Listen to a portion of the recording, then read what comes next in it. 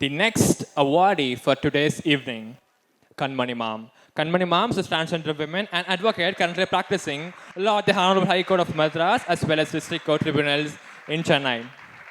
An advocate ready to render justice, more particularly gender justice. Kanmani R. எங்கள் கண்மணிக்கு ஒரு கண்ணகி விருது, கண்ணகி அவர்களுக்கு ஒரு விருது வழங்குமாறு I request Honorable Justice Dr. Mridula Phatkar ma'am along with the dignitaries on the stage to present the award.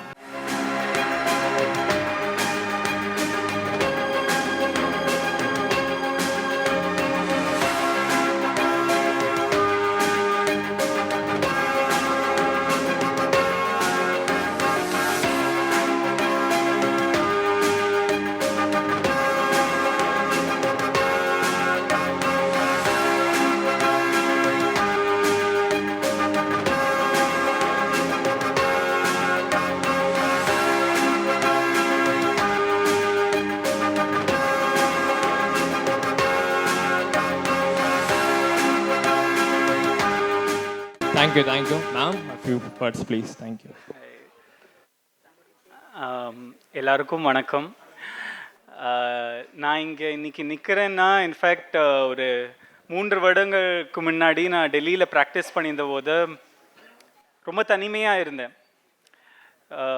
அன்னைக்கு என்னை வந்து ஸ்வேதா அக்கா எனக்கு கால் பண்ணாங்க, பாண்டவின் ஸ்வேதா அக்கா, சேயிங் தட் நாங்கள் ட்ரான்ஸ் அச்சீவர்ஸ் அவார்ட் கொடுக்குறோம், கண்மணிமா நீ கண்டிப்பாக வரணும் அப்படின்னு. நான் டெல்லியிலேருந்து சென்னை, நான் இங்கே படித்த போது நான் உண்மையாகவே ரொம்ப தனிமையாக இருந்தேன். அதனால தான் நான் டெல்லிக்கு போன போது நான் ஓப்பன் அப் ஆன திருநங்கையா. சிறந்த திருநங்கை அச்சீவர் சாதனையாளர் விருது எனக்கு கொடுத்தது பிரபாகரன் சார் தான் அன்னைக்கு. நான் இன்னைக்கு இங்கே நிற்கிறேன் அப்படின்னா அதுக்கு காரணம் இங்கே இருக்கிற எல்லாரும் தான். முக்கியமாக சொல்லப்போனால் இங்கே இந்த அரங்கத்தில் ஒருத்தங்க இல்லை, அவங்க வந்து கிரேஸ் பானு அக்கா. அவங்க நின்று எனக்கு நிறைய விஷயங்கள் கற்றுக் கொடுத்தாங்க. வைஜெயந்தி அம்மா, என்னோட பேரண்ட்ஸ்.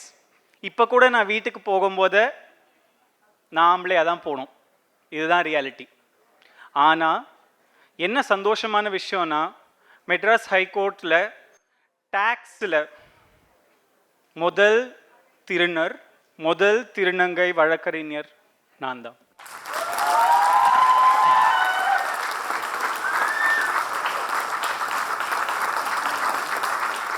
அதுக்கு நான் எம்பிஎஸ் சேம்பர்ஸ்னு MP Swaroop sir and my காலீக்ஸ்க்கு நான் ரொம்ப தேங்க்ஸ் சொல்லிக்க விரும்புகிறேன். நான் கடைசியாக இதை வச்சு தான் முடிச்சுக்க போகிறேன். நிறைய பேர் வந்து முதல்ல யார் வந்தாங்கங்கிறத பற்றி ரொம்ப ஃபோக்கஸ் பண்ணுவாங்க. முதல்ல யார் வந்தாங்கங்கிறது முக்கியம் இல்லை, எங்களை தாண்டியும் நிறைய பேர் இன்னும் வரணும்.